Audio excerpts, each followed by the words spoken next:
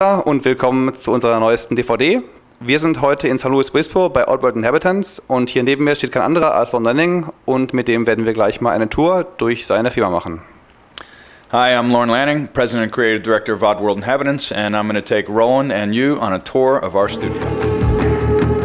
The Oddworld Library, and this is where a lot of ideas begin. At the beginning of production, we're heavily referencing books. We have all types of books on all types of subjects, and these are largely like coffee table class photo books of all different types of characters. And material, much of which we don't find at Barnes & Noble. Here's one of my favorite sections, of course. This is corruption, propaganda, and population control, which is the necessary section for the Oddworld Inhabitants reference library. Of course, this one in particular takes up 3 shelves because there's plenty of that going on in the world today. So, got to stay on top of things. And then, of course, all of our film stuff, the Cinefex books, ongoing. We have thousands of books. It sort of represents a lifetime of collection of material, and it's been very important to make sure that you're looking at everything that's available in the world so you can reference things and hopefully not duplicate what's been done before. And let's move on to the editing area. Okay. Josh got much.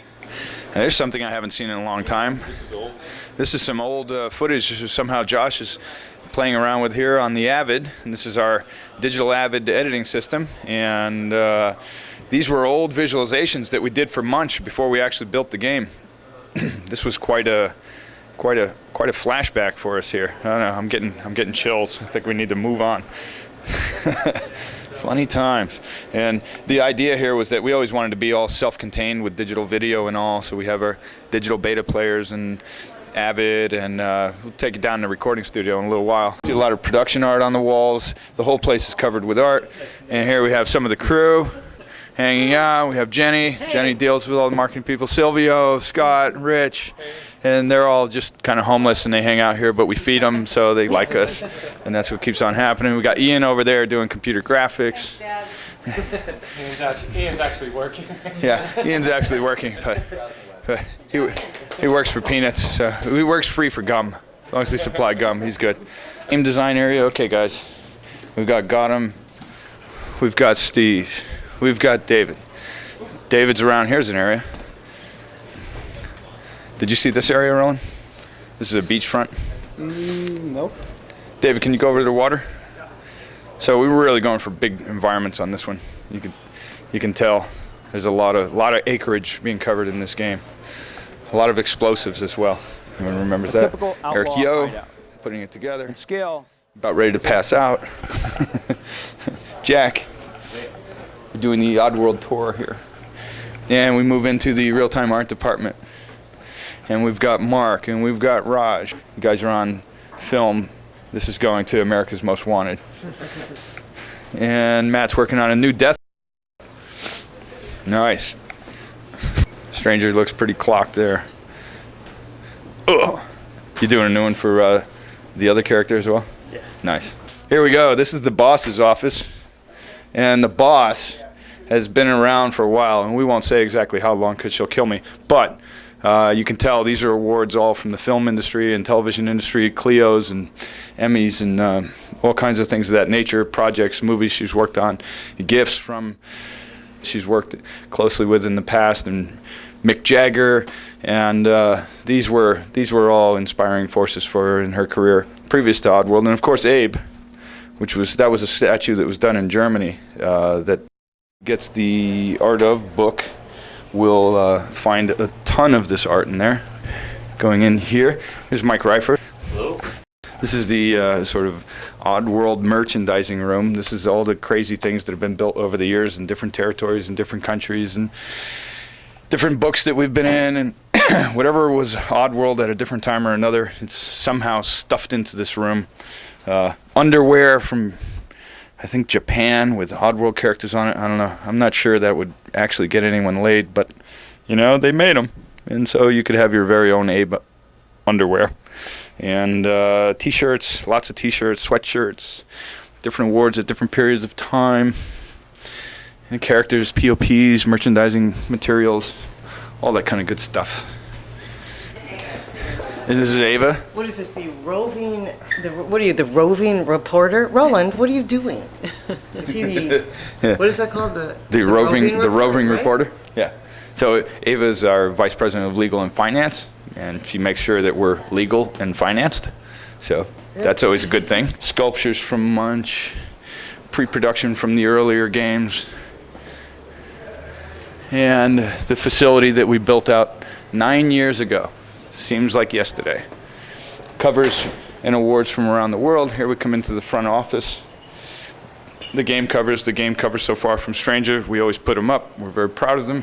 Here's some cool stuff over here. Annuals, different illustration annuals, axioms, the AIS, original art from Abe's Odyssey, Tara, who mans the front desk, and the gold albums from the music instructor videos that took place in Germany, cover of Wired magazine, the awards from Russia, which were all hand-painted, and tattoos. I mean, there's a lot of Oddworld tattoos out there, and this guy went to the extreme. His entire arm is Oddworld tattoos.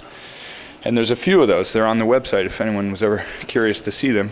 But no one at Oddworld. So Michael Bross, the one-man symphony, sound designer, composer for Oddworld Stranger's Wrath.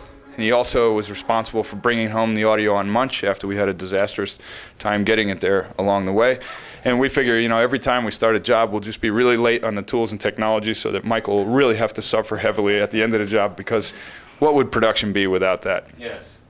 Yes. What would life be without suffering? Yeah, so he's in the right place. Thanks, Michael. Okay. Yeah, we'll go in here to Jamie. What's happening? How we doing? Good. Okay. Oh, you're working on the end levels. Okay, we can't film that. Okay. No, that needs to be a surprise. Is it sounding good, though?